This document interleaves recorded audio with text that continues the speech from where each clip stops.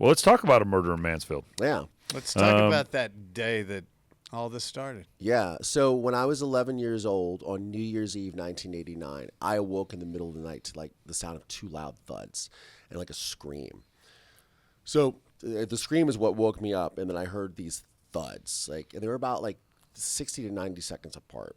And then I hear my father muttering, or a male voice muttering.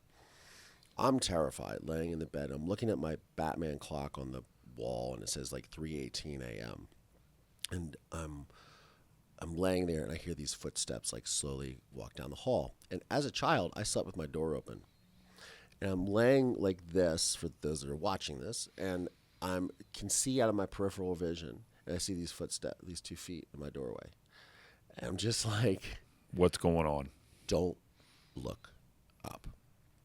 Because, now I realize that if I looked up, look, it's not difficult to just make the hole a little bit bigger. But I wouldn't be here today. No fucking way. And the footsteps left. I went back to sleep. I woke up like super early that morning. I ran to my mother's bedroom. I start scavenging the sheets, looking for blood, all this stuff. The bed's a mess, and I'm just like, what is going on? I come downstairs. My father is sitting on the couch, wrapped in a towel. He had just taken a shower. I said, where is my mother? And he looks at me and he goes, well, Collier, Mommy took a little vacation. Mommy took a little vacation, Collier. And then he proceeds to launch into this whole, and I'm like, I, of course, do not believe him. Sure. And because my mother had never left me before, so I was always her constant companion. And they were going through a divorce. He had a mistress who was pregnant, which I didn't know at the time she was pregnant. But And that's what I was getting. Sorry to cut you off there. I was going to ask, leading up until that night, were there fights between your mom and dad, whether it be physical or just heavy arguments, that you were hearing, stuff like that? So my father was always very abusive, and he had one of those raging tempers, like could just, boom, go off on a split second. But my father was not around a lot. He was a doctor. He worked a lot. And as I came to find out, he had all these girlfriends. So he was leading like these dual lives. And I hardly ever saw my dad. I would sometimes, like, our bonding thing was I would go with him to make his rounds to the hospital, which I loved doing. I loved talking. I would go and sing and tap dance for the the patients and all this stuff. I was a little performer. And I would, go skiing with him on ski trips. But then even then he would, like, be like, oh, I'll come back to the room. And then Venture he would disappear. And, I would see him with someone. I'd be like, what's going on? As I started getting older, right? That was really the extent of our relationship. And other than that, he was really abusive to me. All right, I have a question. Yeah, go ahead. I'm going to be a nursing profiler here because I'm a nurse, and I know what type of doctor was he? He was an osteopath. Really? So, I guess it's like a GP. Yeah, so, okay, yeah. Those guys do kind of fly off the handle a lot. They're less important than they think they should be, and so they get a little bit pissed off whenever you kind of, it's like, you just pat them on the head and keep going. You just pat them on the head and they keep going. Yeah. True power. Everybody knows this. The true power in hospitals is nurses. The nurses, the male nurses. Yeah, absolutely. There's three of us. That are bald, 3 of us in the nation. Yeah, that's it. That's all. We control all of it. We call ourselves the triad. So we gotta be nice to the triad. Yeah, the triad. That'll get you. Okay, go ahead. Sorry about that. It's all good. So yeah, he was very violent growing up. He would strike me with a belt, things like that. But he just had this like fly off the handle. And the only time my mother left me, she went to Taiwan, because my parents had adopted about 6 months before she was murdered a little girl from Taiwan, and when my mother was gone, because I couldn't travel because I was heavily asthmatic and I got really sick before we were supposed to leave, and I would have died on the airplane for sure. So my father wouldn't let me go. And while my mother was gone for like whatever it was, 10 days, he was super abusive to me. He would chase me around the house, call me a stupid little fat boy because I was heavy as a kid because I was taking steroids for asthma and stuff, and I wasn't able to I was a little chubby little kid. Oh yeah, it was bad. It was like it happened. I developed like really bad asthma. I was like 9 or 10, and then I was 11 at the time, and he would just chase me around and throw things at me and scream at me, and he was just so That's violent. just horrible. Then he would just calm down and be like, "I'm so sorry" or whatever. I'm just, oh my god, like he was a nightmare. So I was terrified of my father. But on that morning, I'm looking at him, and I'm like, you motherfucker. I knew straight away. So he launches in his whole diatribe about like, we're not going to call the police, we're not going to call the FBI, and I'm like, as soon as he said the FBI, I'm like, like I'm literally thinking in my Like, head, who like, says what the that? fuck? Like who the fuck says Right. that? We're in Mansfield, Ohio. The FBI, yeah, they're going to come down here and send. James Bond is coming too. Right, It's just, like, right. ridiculous. And I'm like, okay, something's fishy. And he had brought his mother the night before, which she was really close to my mother. Like they were like best friends. And then, so she was going to apparently watch us, right? My sister and I. And so my father leaves. I had tucked phone numbers underneath this Garfield that I had, this little Santa Cat. Garfield. And I called my mother's friends and I said, look, I told them what happened. I said, you need to call the police. And so they did. 2 uniformed officers came out to the house, asked a couple of questions. I told them what happened. My grandmother was like following me, which is super weird. And so I couldn't say anything because she was going to, because when my father left, she's like, okay, you heard your father. We're not going to do this. We're not going to. I'm just like, what the fuck is going on? Like, why aren't you concerned that my mother is missing? Like, you love my mother. Like, This what isn't normal. This is not normal. Red flags everywhere. And they came out and I was like, they're not buying my story. What happened is the next day I'm like calling the friends, like what's happening with, oh, it's a missing persons case. I'm like, that's bullshit. Like somebody needs to get here. Like she's not missing, guys. She's dead.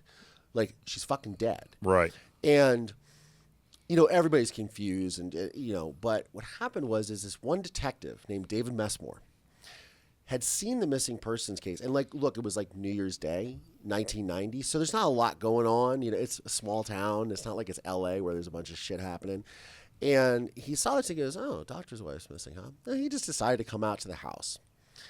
And- Collier, was your mom, obviously with your father being a doctor, probably did financially decently well. Was Sure. she a stay-home mom? She was a stay-at-home Okay, mom. She all right. did his books. Gotcha. I never knew the extent, but my mother put my father through medical school. She took care of the family, well, before we were a family, but like she had a great job because she graduated from the University of Pennsylvania School of Dentistry, was a dental hygienist making $25 an hour in the 1960s in Philadelphia. Like that's a lot of money. For Yeah, that back time. then, absolutely. So she was able to support him, which I found out when I was making the documentary. Anyways, so Messmore comes out, and my grandmother refuses to let him in the door or whatever, and blah, blah, blah. And I'm like, Come on. come on in, buddy. And, I'm a lot faster than a 70-year-old woman. I would hope so. And I grab him, and I pull him aside, and she's like tending to my sister or something. And I'm like, my mother is dead. Mm-hmm. This is what happened, blah, blah, blah. And he's just like, and what ended up happening is I went to school the next day, going back to like January 2nd or whatever. And I told the principal at the school, I said, you need to call down at the Mansfield Police Department and ask for this guy named Lieutenant David Messmore. You need to get him Very here. specific. You need to get him here. He came to my school. And I was, and that was my safety zone because I was away from my father. I was in school, and he, and I didn't have to worry about all of that. So I developed this rapport with Dave Messmore where he would come to school and I would be like, I told him first day, I was like, I'm going to go home tonight. I'm going to run upstairs and I'm going to pull the bookcases out of the wall, the shelves, and look behind them and see if I can find my mother's body. I'm not even 12 years old at this time. These are the conversations I'm having with this man. I'm like, I know if she was going to leave, she would take this purse and she would bring this. I'm going to see if that purse is in the house. I'm going to be like, and he's like, who is this kid? I need to get him here. Like every day, I'm like wanting to talk to him. Like, what happens? What do you know? What do you this? And I unbeknownst to me, like he was catching shit from his captain because it's like, okay, you're now investigating a doctor in our small town. We don't do that. Like they got into a fight. She left. And he goes, yeah, but there's something about this kid. Like this kid won't leave me alone. Yeah, he's adamant. Like he's like this, and he's sharp. He's not like a dumb kid. He's so astute. And he's got these blue eyes that just suck me in. And there's 2 of them. There's 2 of them. And what happened is my father was traveling back and forth to Erie, Pennsylvania, because he was going to start his new life there and a new practice focusing in occupational medicine, like workman's comp. I'm with my father. This is mid-January 1990. My father goes into the gas station to pay for gas. I see him in the thing. I open up the console, and I'm rummaging through his truck while watching him, and I find 2 Polaroid photographs. One is of a house, and the other one is of his girlfriend with her 2 kids sitting in front of a fireplace that was covered in plastic. So it struck me as being like a new fireplace. Now, Claudia, let me ask you this. At this point, you find these photos.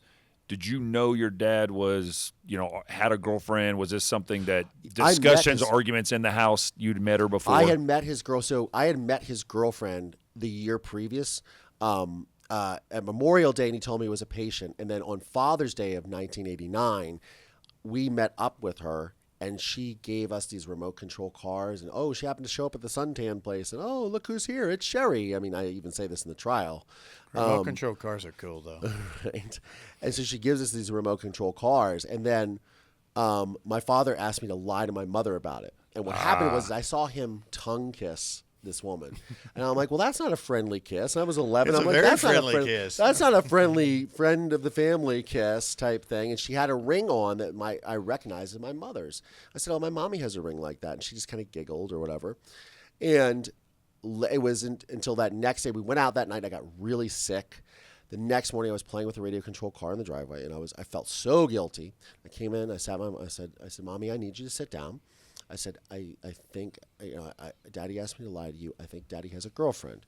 And she said, I don't appreciate you lying to me, but I do appreciate you telling me the truth and becoming honest about how you got the remote control car. And then she went inside, and I think she called my father and was like, that's it. Because they, unbeknownst to me, had an agreement. She knew about all the affairs. She even knew about this girlfriend and that she was pregnant. She was like, the moment you involve our son, it's fucking done. Like, that's it. You cross the line in the sand, we're done. And my father, being a narcissist and a sociopath, like, that was the line in the sand for him. And he's like, no. And I guess a lot of the discussions were, you're coming to Erie with me one way or another. And so when my father would be at the house, there were there's arguments and things like that, but he's pretty much stayed away. Now, during this time, so I find the picture of the house. I tell Messmore about this. Then, my father is coming back from his going to Erie and come back late at night or whatever. And I remember he was really sore and he had some scratches on his hands. And he was like, oh, can you rub my back with Ben Gay and stuff? And I was like, okay, that's super weird, but okay. And he was like, his muscles were all sore. And I was like, oh, this is really weird. And then he starts telling me about how, this is January 20th, 21st, 1990. He starts telling me about how he's going to take me down to Florida for a medical conference. And my family every year would go to these medical conferences. But he's like, I'm going to take you to this medical conference. And that's when I came to school the next day. I said, you need to call Dave Messmore. He shows up at the place, and I say, Dave, I said, my father wants to take me to Florida for a medical conference. Dave, I have been able to swim since I was 4 years old.